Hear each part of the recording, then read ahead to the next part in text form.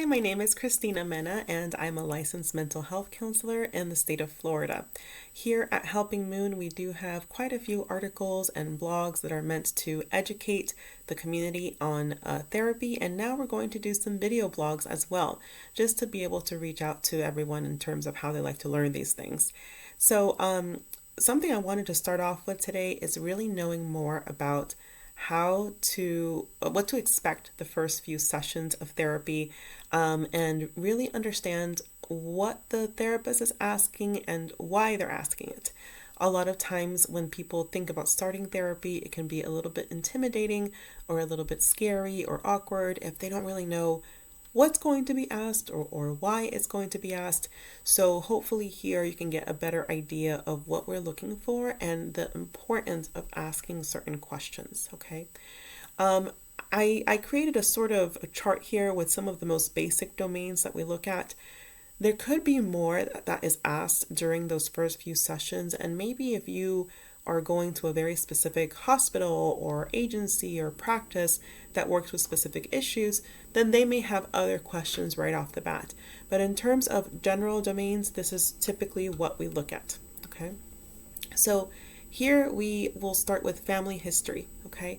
Family history, it's a cliche for a reason that we say, tell me about your childhood, but it's a cliche because it's true.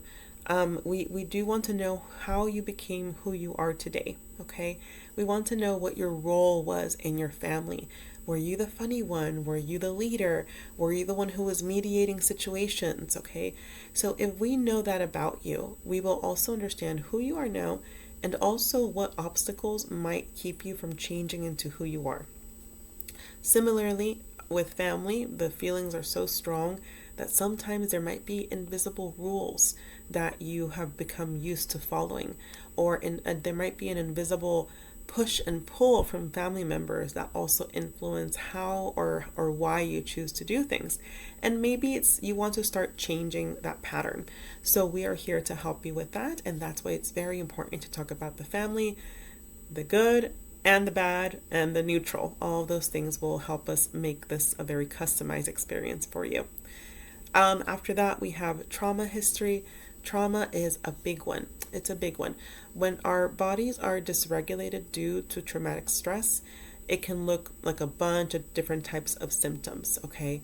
Trauma can also affect people differently. You can have two people from the same city with a similar family background go through a similar traumatic event, and one will be triggered and one will have their nervous system just flare up in many different ways, and the other person might not, okay? That doesn't mean that the person who became traumatized or experienced traumatic stress is weaker or that they can't handle things. It just means that that person was traumatized by that event. The other person who maybe didn't feel anything will very likely experience some sort of traumatic stress for something else, okay? It is very relative, very subjective, and something we frequently see with our clients when they come in here is that they've already spoken to family and friends about their issues, and their family and friends have been very invalidating. Okay, so they've already told them things like, that's not traumatic, that's no big deal, I got through that, why aren't you over this yet? And that is not helpful. In fact, it can actually make the situation worse because it might create more shame around the very real physical and mental feelings that somebody is experiencing, okay? And trauma really is a whole body situation. Brain, nervous system, body, okay? So we treat all of those aspects with trauma. It is subjective, it is real, and we are not here to invalidate that experience for you, but rather to help you get the tools so that you can process your trauma in a way that's not going to be re-traumatizing during your sessions, okay? We also have, up next, we have relationships and friendships. It's less about the number and more about the quality, okay? If you have 3 really great, solid friends and you feel like you can trust them, you're connected, then you might be in a better headspace than somebody who has 10 or 15 friends and they're the life of the party, but they don't feel like they can trust their friends, okay? They don't feel like they can be vulnerable or be themselves around them. That's not always the case, but I'm just showing you kind of 2 different extreme examples to show you what that can look like, okay? Same with romantic relationship history. If you've been divorced before, if you've had 10 different relationships in the span of 5 years, we're not here to judge that. We really just want to look at the pattern, okay? So why are we getting back into this? Why did that not work out? Can we see a pattern there for you as well? Our job here is to help, not to judge. So please remember that. And I know it can be a little bit vulnerable to talk about these things, those interpersonal relationships with your therapist. Work history is next. We have such an array of clients, and obviously I can't speak for all of them, but I've had actors and politicians and grocery workers and teachers and police officers and military. There is such a wide array of people who come into therapy. Doesn't matter what you do. It's part of the human experience to need a helping hand sometimes, okay? Our job, just like with all the other domains, I'm going to keep saying it, it is not to judge you. It is not to criticize what you're doing. It is to just make sure, like, are you okay? Do you like what you're doing? Is this stable enough for you at this phase in your life? If it is, then great, okay? It's great. And if it isn't, then let me help you figure out what's causing distress. And also, let's help you figure out what obstacles might be in the way that are keeping you from being able to switch into a different career or work environment. Sometimes there are very real obstacles, like having little children at home or not having enough money to go back to school for these things. And sometimes we have imagined obstacles, meaning that you might be super anxious or stressed about something, and you might wrongly perceive that you will not be capable of making a change. So that's really our job when it comes to understanding the work history. Up next is substance abuse or substance use. This one is always tricky. It's always tricky to work with because it's a well-known thing in the therapy field that people tend to underreport how much they are actually using. Just like before, we're not here to judge, we're here to understand. There is also a very big difference between somebody who goes to a wedding or a New Year celebration, has a few drinks, versus somebody who is drinking, 6 glasses of wine per night. We're not here to say, wait, that's wrong, don't do that. Okay, obviously, you already know it's not healthy. Our job is to help out and say, okay, what is this doing for you? If this pattern of drinking 6 glasses of wine per night is to help you out with something, what is it helping you out with? They might say, I don't know, it helps me sleep, it helps me relax and clear my mind, and I can finally sleep once I have enough drinks in me. So now as a therapist, I say, oh, okay, so it sounds like you're very anxious, okay? What are those thoughts that are going through your brain before you go to sleep, and how is that keeping you from sleeping? So once we know that, we can go around the problem and really attack the root of it rather than the symptom that most people see, okay? I think most therapists are pretty open-minded about this in terms of be as honest as you can the first few sessions, but if you realize a few months later that you forgot to say something, or maybe you really weren't being honest because you were scared, we will never hold that against you. Bring it up as soon as you know. We will thank you for telling us the truth, and we're just going to go back into our notes for the first few sessions and make sure that we are creating a treatment plan that works really well for you. After that, we have activity level. This is also very, very relative depending on your age and health and certain conditions. Everyone's ideal activity level will look different. However, there are some very sort of general things that we know. If you are sedentary and you are watching TV all day, you're not stimulating your brain or your body with different things, you're probably not going to be in a great mood. Okay, so that's important to keep in mind. Is like I can choose what I'm going to do, but if this is what I'm doing, I'm not helping myself either. I'm not helping the emotional issues going on. On the other side of that, we do have people who are amazing athletes, right? But because they're athletes, now there's wear and tear on their joints, and maybe they have little kids at home that they have to run after, and maybe now their spouse is saying, hey, I need you to stop because if you're injured, I can't get the help I need. So now it's creating a family issue.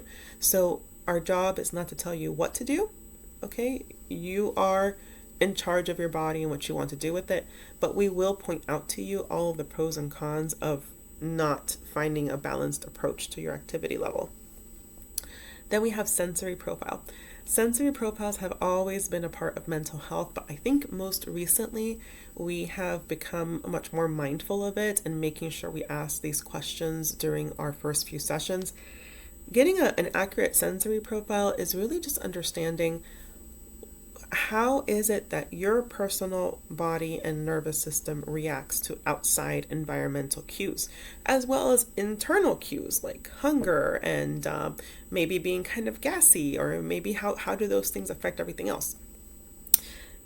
We know that we all experience things similarly, but somebody who has an overactive or maybe underactive sensory system is going to react very differently, and we want to be mindful of that.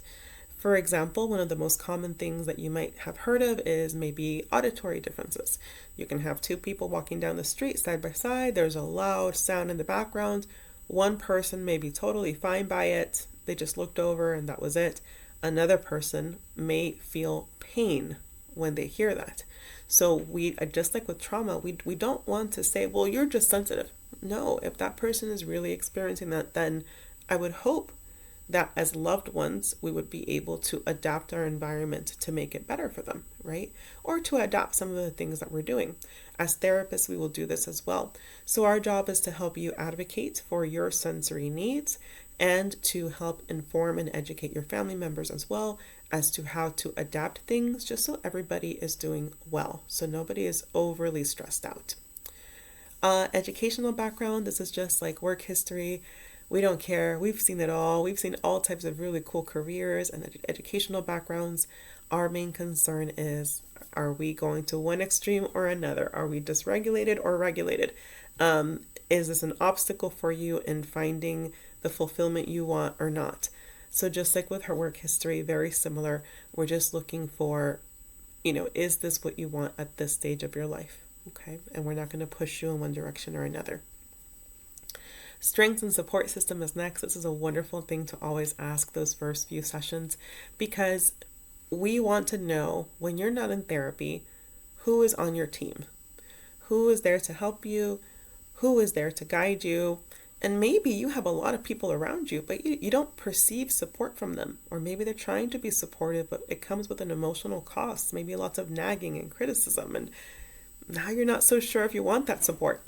So we really want to know what that looks like so that you can either add to your support system or choose to let go of some people from that support system. Not in a mean way, just in terms of not going to them for support.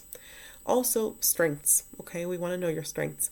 What are you good at? What do you do really well? And we're really going to highlight this for you so that you continue to remember that you are a very active collaborator in this process. Next, we have personality patterns. We don't want to change who you are. Part of what makes this world so beautiful is that we have such differences between people. And just like every other domain we've talked about here, it's more about the extremes, okay? So you might have one extreme or another. Are you the most extreme version of this personality? And how can we sort of kind of find a nice balance for you? A nice balance where you feel good and the others that you love that are around you also feel good. As an example, if you have someone who is very organized, very detail-oriented, very perfectionistic, I think those are wonderful qualities to have. And the extreme version of that type of personality can also create marital issues and issues in the household, right? Because if you are so stressed out because things aren't clean or aren't in their place, and now you're yelling at your kids and yelling at your spouse, we've got a problem. So we need to find that balance, okay? Similarly, if you're somebody on the other side of that spectrum, maybe somebody who is very avoidant, okay? You don't necessarily want to confront people. You'd rather keep your feelings in.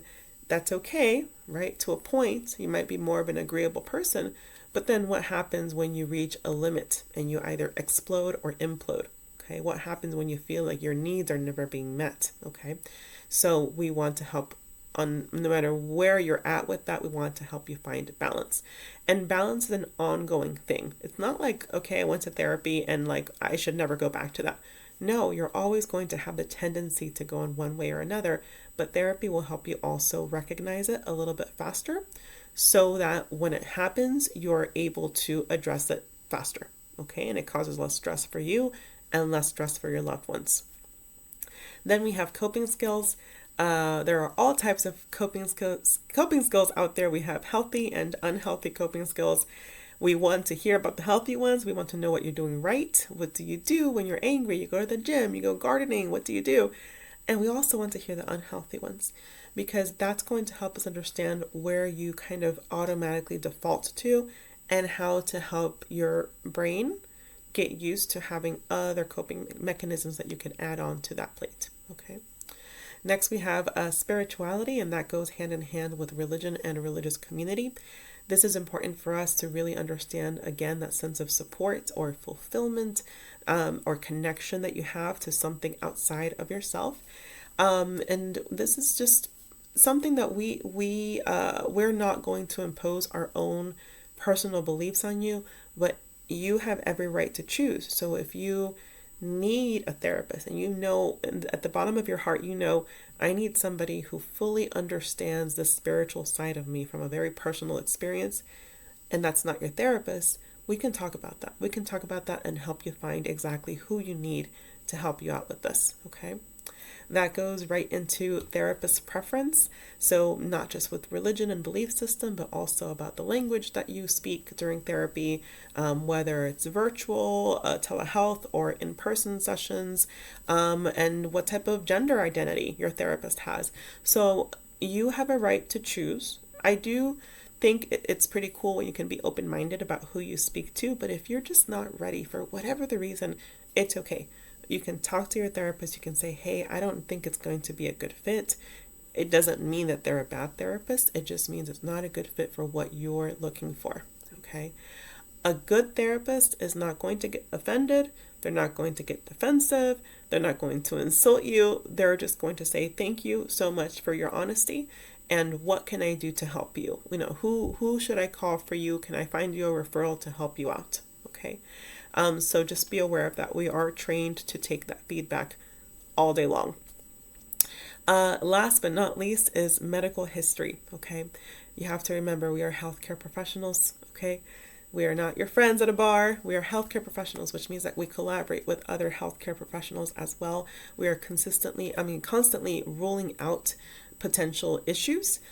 So if you already know something about yourself that you may not think is relevant to therapy, but it's relevant to your primary care doctor, it's relevant to us too. If you are diabetic, if you have a sports injury, if you have a history of dementia in your family, just as examples, like all of these are very important for us so that we can, again, customize the treatment plan and really understand what we're looking out for.